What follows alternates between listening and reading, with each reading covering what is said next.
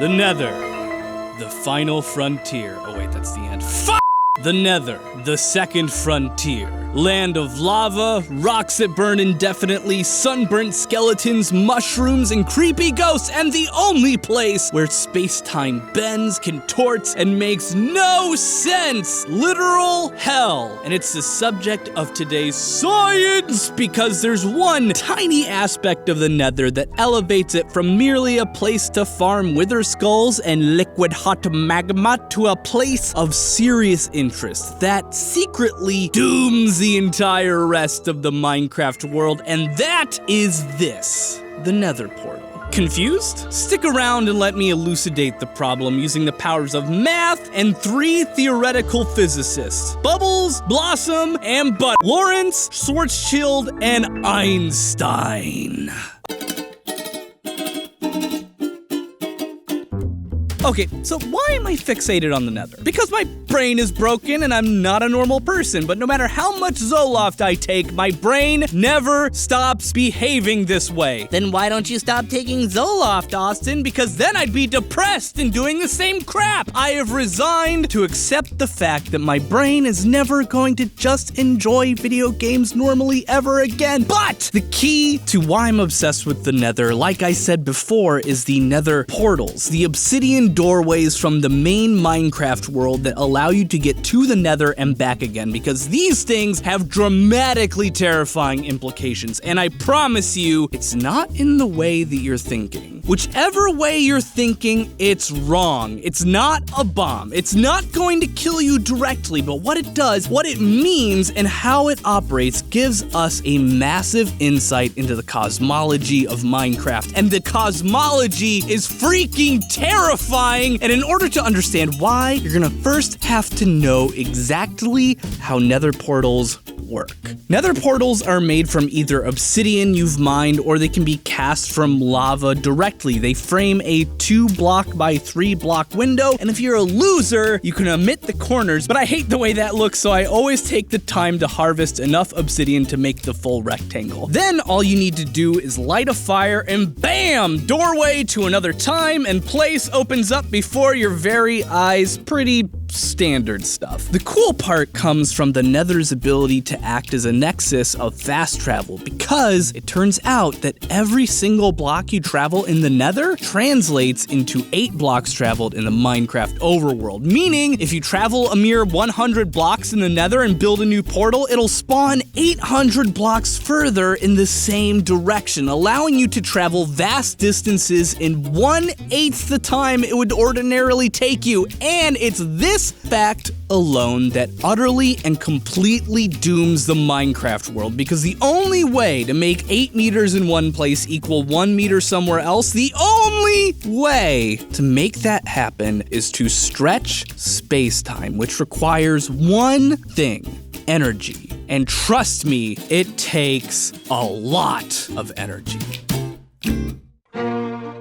We'll get to that money shot later. First, I have to explain a few things, like what the heck I even mean, why, how, and what makes this an utterly terrifying proposition with disastrous implications, because I have the sense that some of you are like, so you can make Stargates, so what? But by the time we're done with this episode, you'll not only understand what makes this reality of the cosmology of the Minecraft world utterly horrifying, but you'll also understand Einstein's theories of general and special relativity a hell of a lot better. Okay, the basics. For our purposes here today, light is a wave. For a long time, we thought that it behaved like all other objects and that its velocity was variable depending upon the speed of the observer, but it turns out no. Light always travels at the same speed from all frames of reference, no matter whether you're traveling toward where it emits from, or away from where it emits from, or bisecting where it emits from. Discovering this had all sorts of weird implications for science. Implications everyone ignored except for one dude named Albert Einstein, who was like, hey, what if we didn't though? And while trying to explain how light could move the same speed across all reference frames, he came up with a whole new field of theoretical physics, general and special relativity. These theories actually fixed a lot of problems for us, but they also suggested that time would be experienced differently between two observers depending upon, well,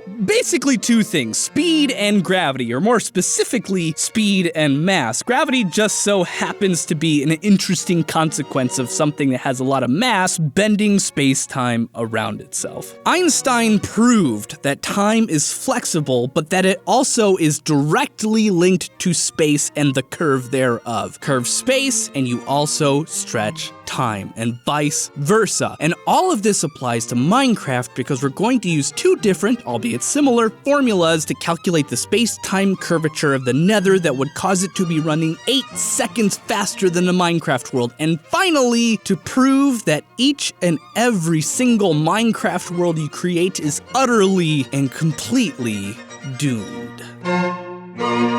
I'm choosing to use time-based formulas because they're easier, but don't worry, I double-checked it later when I had a panic attack using Lorenz contraction, and, well, you'll just have to see. In order to make a 1 stretch out to an 8 between Minecraft and the Nether, one of them has to be doing something relativistic. Strong gravity, fast speeds, something. The first hurdle in general and special relativity is to figure out which of these two places is moving faster or has higher energy, which is honestly a bit tricky, but thankfully I did the thinking for you. It's the main Minecraft overworld, and let's look at this simply. In one dimension, 8 overworld blocks can fit into the space of 1 nether block. This means, in effect, that the overworld is undergoing space-time compression, which means it has more energy. This is going to be important for positioning in our formulas. One possibility is that the Minecraft world is flying away from the Nether at a high rate of speed, but this is problematic, mostly because traveling to and from each world would require exponentially increasing amounts of energy every second. What's far more likely is that the Nether and the Minecraft world are orbiting the same body. This is going to allow them to remain a relatively short distance apart from one another, while allowing us to inject more or less as much energy into the Minecraft world as we need by raising the mass of the body it's orbiting, or sending the Nether into a further orbit and bringing the Minecraft world into a lower orbit. This gives us two ways to calculate what could possibly slow Minecraft's time down so much that 8 seconds in its world fit into 1 second of the Nether's. The first way we're gonna do it is the first way I did it, which is to take this system, this orbiting solar system, and figure out how deep into a given star's gravity well the Minecraft world would have to be in order to be running 8 whole seconds slower than the Nether's world. This is something that we know for a fact exists in real life. Satellites orbiting the Earth have clocks that tick at a different rate than our own, and we have to correct for it. And the orbit of Mercury was slightly off for years until we learned to factor in relativity, which explained it perfectly. And if you were to, stand on the surface of the sun and, not die somehow, every 5.5 Earth days, your sun-proof watch would get 1 second behind the same watch on Earth, all because of gravity. Now, in order to figure this out, we need to take this colossal mess of a formula, the Schwarzschild factor, and turn it into something that spits out an orbital height for our Minecraft world based on the mass of the star it and the Nether are rotating around, because we actually already know our gamma. It's 8. What we want to know is R2, the radius. To save us all time, because I have 100 formulas to get through and I don't need anybody having the same aneurysms I did, it simplifies to this. The radius of the Nether's orbit actually doesn't matter that much for reasons that'll become clear later, so I'm gonna just reverse engineer it to be the same orbital speed as the Earth. Plugging in all of our numbers, we should get the orbital radius, aka the distance away from the center of any given object our Minecraft world would have to be in order to be running 8 seconds slower than the Nether. Let's figure out the answer if Minecraft were orbiting our sun. We get 46.87 meters. That's buried in the sun, but it gets better because all the mass of the body it's orbiting has to be below it, meaning the sun would have to be squashed into a radius of 46 meters, making it less than a football field wide. That's over 2,500 meters smaller than the Schwarzschild radius, which is the radius under which the mass of a given body will be overcome by the power of gravity and collapse into a black hole. Meaning, if our Minecraft world were orbiting this, it would be about a microsecond away from being demolecularized by tidal forces. Great! Okay. So maybe we can dilate time another way. Maybe using speed. And for that, we need this formula, the Lorenz Factor. It's worth pointing out that we can already assume that its speed is going to be so fast that orbiting a regular star ain't gonna cut it. Minecraft cannot follow this basic astronomical model. Instead, it's far more likely that Minecraft takes place in a binary system, where the overworld orbits its own sun, the one you see in the sky every day, and that sun is orbiting something that has even stronger gravity. And it's conceivable that this could be a neutron star that you can't even see. They're pretty tiny. Anyway, the formula from before, the Lorenz factor, becomes this, where we can just plug in all our numbers and we can find out how fast you'd have to be traveling in relation to the Nether to get an 8-fold compression in space-time. And the answer? 297,448,591.15 meters per second. 99.22% the speed of light. All right, cool beans, no big deal, and we'll just plop our Minecraft system around, I don't know, the Wolf-Rayet star R136A1, one of the most massive known stars in existence. What would the orbital radius have to be in order to reach these speeds? 472,000 meters. And yup, the Schwarzschild radius is 930,000 meters. Dang it, a black hole again! Deep in a black hole. Not even very far from the singularity. Okay, fine, all right, okay, we're good, fine.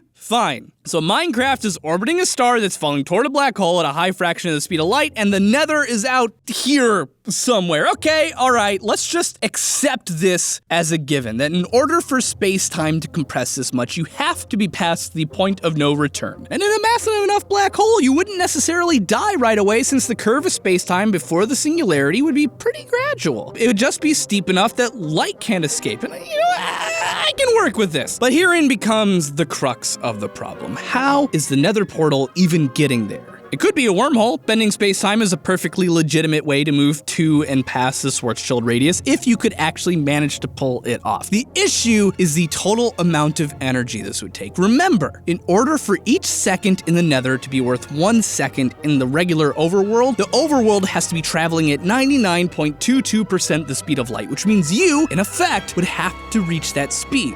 Sorta. At these speeds, energy becomes a lot more, indistinguishable from speed itself. And anyway, here we can use Einstein's famous E equals mc squared formula to figure out exactly how much energy it would take to transport you from Minecraft to the Nether, but we're gonna actually have to use the whole thing, the part that uses momentum. E squared equals mc squared plus pc squared, which becomes E equals mc squared plus the square root of p times c. This is how we find p, plug in our numbers, and bam! 5.39 exajoules, which is equivalent to 1,288 megatons of TNT. Enough power to power South Korea for an entire year, and energy equal to, no joke, detonating every single nuclear bomb on Earth simultaneously. This is per trip to and from the Nether. Can you even imagine? Each Nether portal should be utterly melting the world every time you use it, unless it is perfectly designed to use energy and not waste anything as heat or kinetic energy or anything. And that's like per second, since the Nether portal is always open once you make it. The power requirements of this thing are astronomical. But if somehow the Nether portal doesn't obliterate the world like a Death Star, you may have noticed there's a slight problem of Minecraft's world having to be literally in a freaking black hole.